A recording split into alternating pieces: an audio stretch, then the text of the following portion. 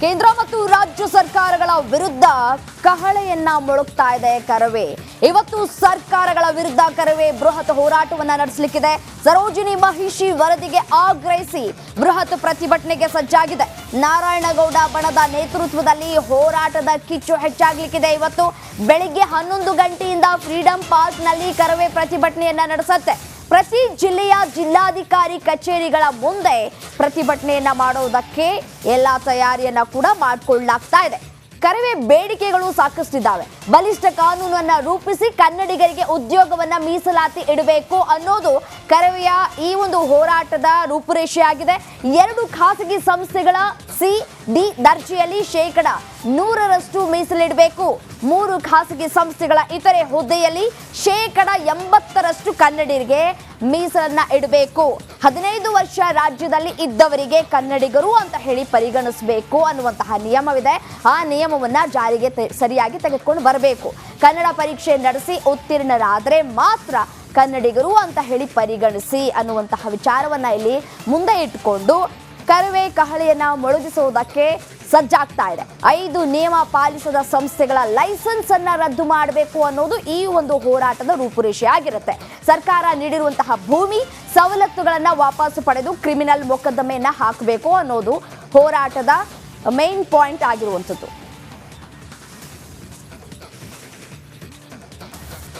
ಕೇಂದ್ರ ಮತ್ತು ರಾಜ್ಯ ಸರ್ಕಾರಗಳ ವಿರುದ್ಧ ಕಹಳೆಯನ್ನ ಮೊಳಗ್ತಾ ಇದೆ ಕರವೇ.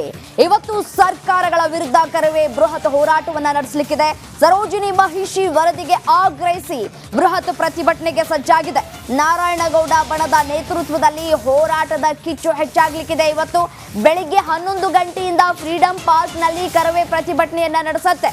ಪ್ರತಿ ಜಿಲ್ಲೆಯ ಜಿಲ್ಲಾಧಿಕಾರಿ ಕಚೇರಿಗಳ ಮುಂದೆ ಪ್ರತಿಭಟನೆಯನ್ನ ಮಾಡೋದಕ್ಕೆ ಎಲ್ಲಾ ತಯಾರಿಯನ್ನ ಕೂಡ ಮಾಡಿಕೊಳ್ಳಲಾಗ್ತಾ ಇದೆ.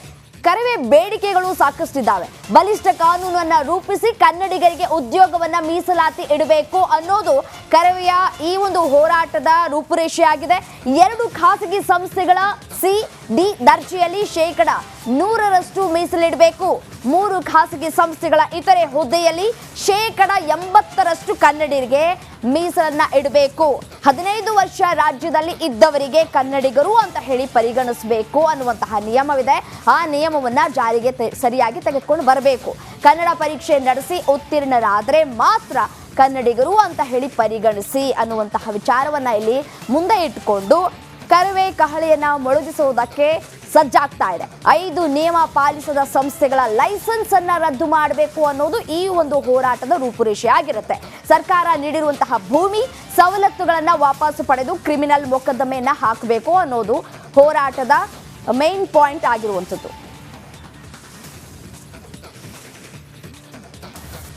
ಕೇಂದ್ರ ಮತ್ತು ರಾಜ್ಯ ಸರ್ಕಾರಗಳ ವಿರುದ್ಧ ಕಹಳೆಯನ್ನ ಮೊಳಗ್ತಾ ಇದೆ ಕರವೇ. ಇವತ್ತು ಸರ್ಕಾರಗಳ ವಿರುದ್ಧ ಕರವೇ ಬೃಹತ್ ಹೋರಾಟವನ್ನ ನಡೆಸಲಿಕ್ಕಿದೆ. ಸರೋಜಿನಿ ಮಹಿಷಿ ವರದಿಗೆ ಆಗ್ರಹಿಸಿ ಬೃಹತ್ ಪ್ರತಿಭಟನೆಗೆ ಸಜ್ಜಾಗಿದೆ. ನಾರಾಯಣಗೌಡ ಬಣದ ನೇತೃತ್ವದಲ್ಲಿ ಹೋರಾಟದ ಕಿಚ್ಚು ಹೆಚ್ಚಾಗಲಿಕ್ಕಿದೆ. ಇವತ್ತು ಬೆಳಿಗ್ಗೆ 11 ಗಂಟೆಯಿಂದ ಫ್ರೀಡಂ ಪಾರ್ಕ್ ನಲ್ಲಿ ಕರವೇ ಪ್ರತಿಭಟನೆಯನ್ನ ನಡೆಸುತ್ತೆ. ಪ್ರತಿ ಜಿಲ್ಲೆಯ ಜಿಲ್ಲಾಧಿಕಾರಿ ಕಚೇರಿಗಳ ಮುಂದೆ ಪ್ರತಿಭಟನೆಯನ್ನ ಮಾಡೋದಕ್ಕೆ ಎಲ್ಲಾ ತಯಾರಿಯನ್ನ ಕೂಡ ಮಾಡಿಕೊಳ್ಳಲಾಗ್ತಾ ಇದೆ. ಕರವೇ ಬೇಡಿಕೆಗಳು ಸಾಕಷ್ಟಿದ್ದಾವೆ. ಬಲಿಷ್ಠ ಕಾನೂನನ್ನ ರೂಪಿಸಿ ಕನ್ನಡಿಗರಿಗೆ ಉದ್ಯೋಗವನ್ನ ಮೀಸಲಾತಿ ಇಡಬೇಕು ಅನ್ನೋದು ಕರವೆಯ ಈ ಒಂದು ಹೋರಾಟದ ರೂಪುರೇಷೆಯಾಗಿದೆ. 2 ಖಾಸಗಿ ಸಂಸ್ಥೆಗಳ ಸಿ-ಡಿ ದರ್ಜೆಯಲ್ಲಿ 100% ಮೀಸಲಿಡಬೇಕು. 3 ಖಾಸಗಿ ಸಂಸ್ಥೆಗಳ ಇತರೆ ಹುದ್ದೆಯಲ್ಲಿ 80% ಕನ್ನಡಿಗರಿಗೆ ಮೀಸಲನ್ನ ಇಡಬೇಕು. 15 ವರ್ಷ ರಾಜ್ಯದಲ್ಲಿ ಇದ್ದವರಿಗೆ ಕನ್ನಡಿಗರು ಅಂತ ಹೇಳಿ ಪರಿಗಣಿಸಬೇಕು ಅನ್ನುವಂತಹ ನಿಯಮವಿದೆ.